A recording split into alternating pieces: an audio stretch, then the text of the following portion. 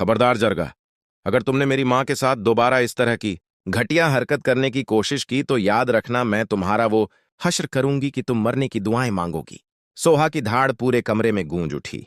झरगा के हाथ ठंडे पड़ गए और उसे वो तकिया छूट गया जिसे वो अपनी सखी माँ के मुंह पर रखकर इसका दम घोंटने वाली थी। जरगा जो असवंत को हासिल करने के लिए जुनून में इस कदर अंधी हो चुकी थी कि अपनी माँ का रिश्ता भी उसे बोझ लगने लगा था। इसने सोचा अगर जकिया बेगम इस दुनिया से चली जाएंगी तो वह बेसहारा हो जाएगी और फिर मजलूम बनकर असवंत के घर जाकर बैठ जाएगी जहां असवंत मजबूर होकर इससे निकाह कर लेगा। झरगा ने जब सोहा को अपने सामने देखा तो वह हकलाने लगी। सोहा, तुम यहां? जरूर तुम्हें कोई गलतफहमी हुई है, मैं तो सिर्फ तकिया ठीक कर रही थी। सोहा ने आगे बढ़कर झरगा के मुंह पर एक जोरदार थप्पड़ रसीद कर दिया और चिल्लाई कि तुम जैसी बेटी तो खुदा किसी दुश्मन को भी ना दे।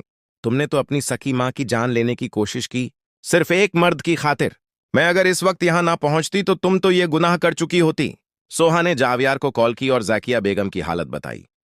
जावियार भागता हुआ आया और बेहोशी की हालत में जकिया को लेकर अस्पताल पहुंच गया, जहां उन्हें इमरजेंसी वार्ड में मुंतकिल कर दिया गया। दूसरी तरफ असवंत को जब पता चला कि जरगा ने अपनी मां के साथ इतना बुरा सलूक किया है तो जरगा से शदीद नफरत हो गई। असवंत जो पहले ही जरगा को मजलूम औरत समझता था, इसकी शक्ल भी देखना, अब गवारा नहीं कर रहा था। जरगा जो बार बार इसे फोन कर रही थी लेकिन असवंत इसकी फोन कॉल बार बार काट रहा था। जरगा को गुस्सा था कि अब असवंत पर बढ़ता जा रहा था लेकिन इसे इसका वो कुछ नहीं बिगाड़ सकती थी।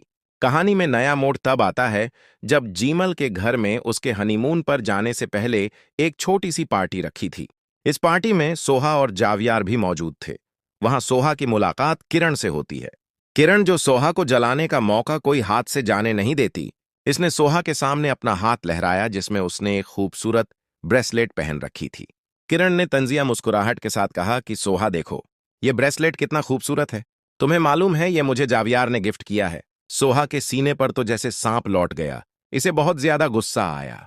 लेकिन घर आते ही सोहा और जावियार का झगड़ा शुरू हो गया कि इसने किरण को यह ब्रेसलेट क्यों दिलाया, क्या अब भी तुम्हारे दिल में उसकी जगह बाकी है?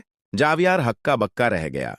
इसे पता चला कि किरण ने इतना बड़ा झूठ इसके साथ बोला है, उसका पारा हाय हो गया। इसने इसी वक्त सोहा के सामने किरण को फोन मिलाया और खरी खरी सुना दी। किरण, तुम्हारी हिम्मत कैसे हुई सोहा के सामने यह झूठ बोलने की? यह ब्रेसलेट मैंने तुम्हें दिया है।